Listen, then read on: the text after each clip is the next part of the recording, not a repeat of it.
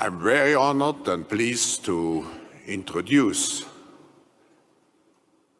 the Honorable Joe Biden, the Vice President of the United States.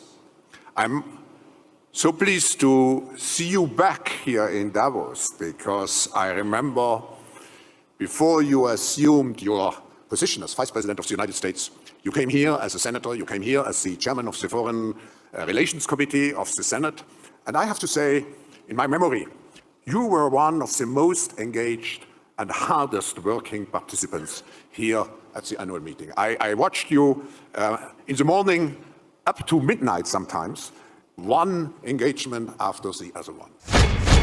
So we established a new civil rights cause of action for those whose intimate images were shared on the public screen. How many times have you heard, I bet everybody knows somebody somewhere along the line, that in an intimate relationship, what happened was the guy takes a revealing picture of his naked friend or whatever in a compromising position, and then literally in a sense blackmails or mortifies that person.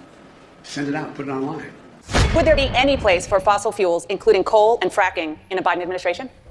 No, we would work it out. We would make sure it's eliminated. We have to move toward a net zero emissions. No more drilling on federal lands. No more drilling, including offshore. No ability for the oil industry to continue to drill, period. Ends. Under my plan of a cap and trade system, electricity rates would necessarily skyrocket. I think it's critically important that we immediately, on day one, get back in the Paris Agreement. And I think it's critically important on day one that we end any fossil fuel leases on public land. We're going to end fossil fuel. We're not going to get rid of fossil fuels. A picture of Joe Biden, and they place it next to the high dollar signs, and underneath says, "I did that." I take out five or six a day. My guess is you'll start to see gas prices come down as we get by and going into the into next year in 2022. Another day, another record for gasoline. What is the Granholm plan to increase oil production in America?